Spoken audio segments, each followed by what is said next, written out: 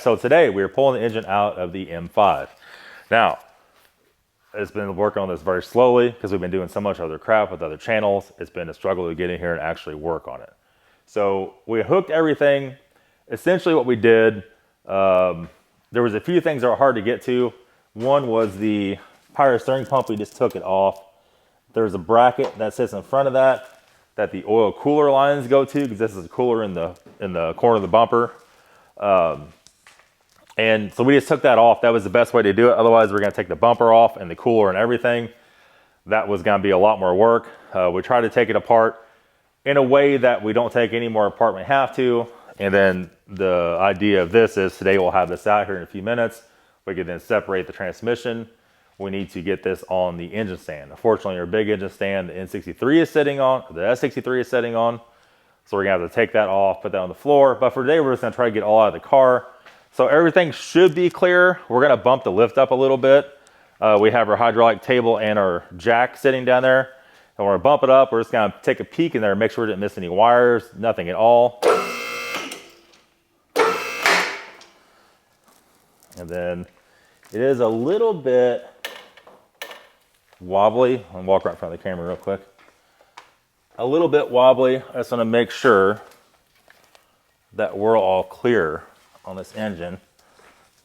So Philip's got the double camera action going in case things go wrong here.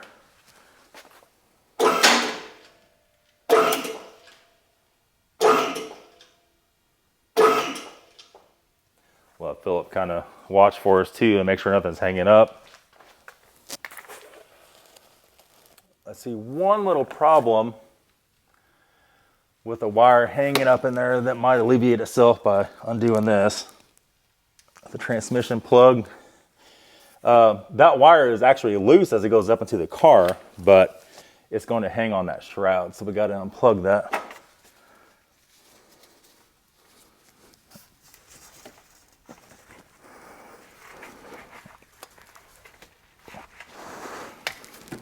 There's that. Let me go unplug this.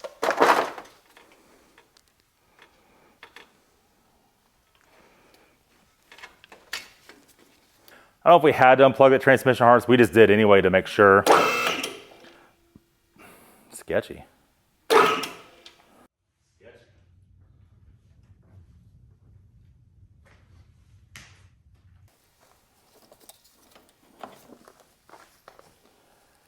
The AC is just kind of dangling here. We did not unhook that. As soon as it gets out, we will we'll put that up there, zip tie it in place. I'm gonna go just a little bit more. We're almost there. A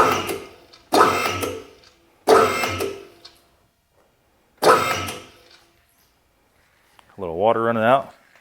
Why not? Why wouldn't it miss the pan, right? Everything else seemed good. Does it look crooked? Yeah, it's the coming out of the engine. Okay. Everything looks free. That's probably the AC compressor. We're all clear. Just gonna watch and make sure nothing on the front of this hits. Let me look back in here. All that stuff's all clear. And we should be good. Now we're going to have to pull it forward here in a little bit. We are hitting on the exhaust a little bit, which is a little bit of a problem. There it is. I'll make sure it's all stable. Keep turning.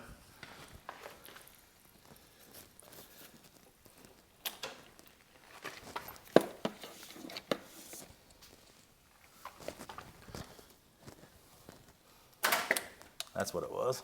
Okay.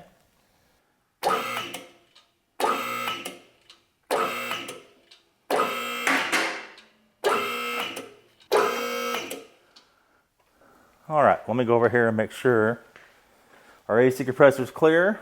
It is. This last little wire we unplugged earlier, that is also clear, and we are free. We're going to lift it the rest of the way up.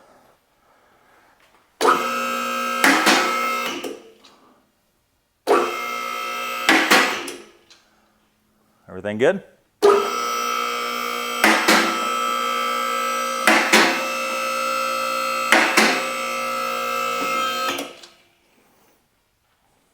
I mean, to be honest, overall, it's not bad. It is teetering on that cart by the way the oil pan is. It only has a little nub it's sitting on. So hopefully it doesn't crash. We're gonna have to push this forward a little bit, a very little bit, so we get the cherry picker on it. In fact, we could hook the cherry picker to it right now for safety reasons, which I think we probably should do before we even try to move it. We're gonna pick the whole thing up off the table. Just like that. I'm gonna try to see if I can't pull out this training stand.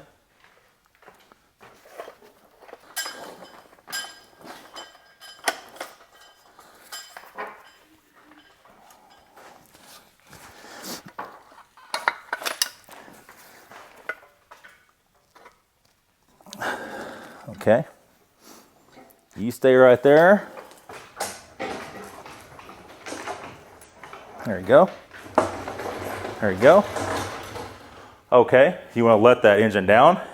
Oh, buddy, look at the top tranny bolts. They're loose. Yep. All right, guys, so we'll take just a minute to tell you about the new jump pack we just got.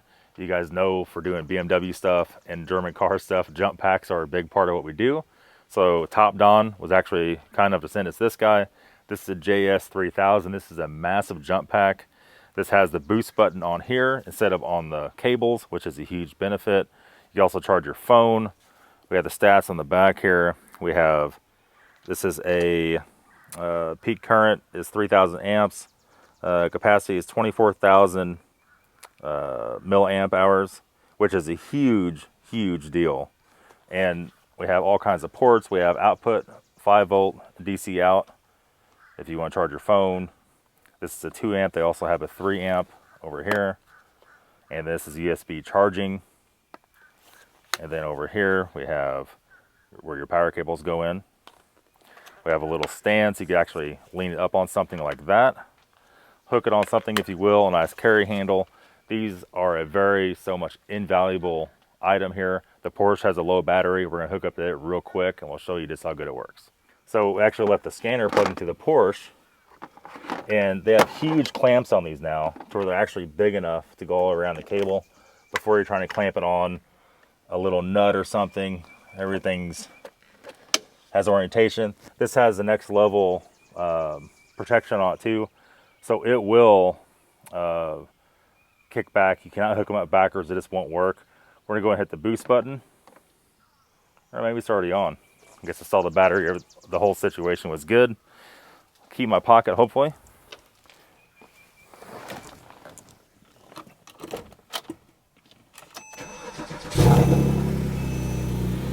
There we go. And definitely is handy. Thanks again for Top Don for sending this over. Like always, link will be in the description. And if you guys buy one, tell them Nathan sent you. That's it. Okay, so one thing we did notice, the top 2 bolts, there's 4 bolts on the top of the tranny. These 2 are like loose. Are they loose or are they the wrong bolt? Let's try to tighten a little bit and see. No, they're the wrong bolts. Damn kids these days, I tell you what.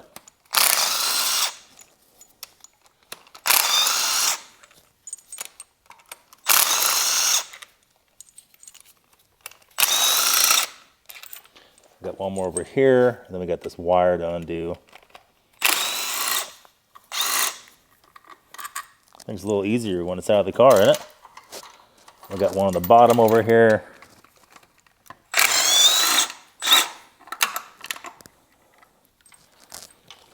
Another one over here, no. Yes, sir. It's a big girl.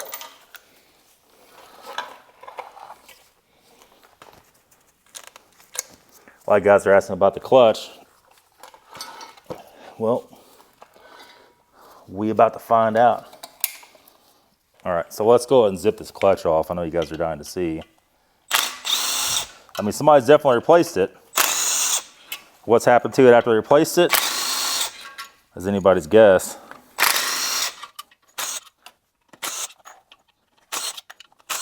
Has enough dust on it to where that's not usually a fantastic sign.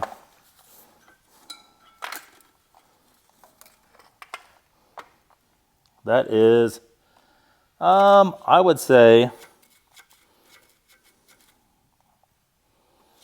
I mean, it's not bad. The fly actually looks pretty good.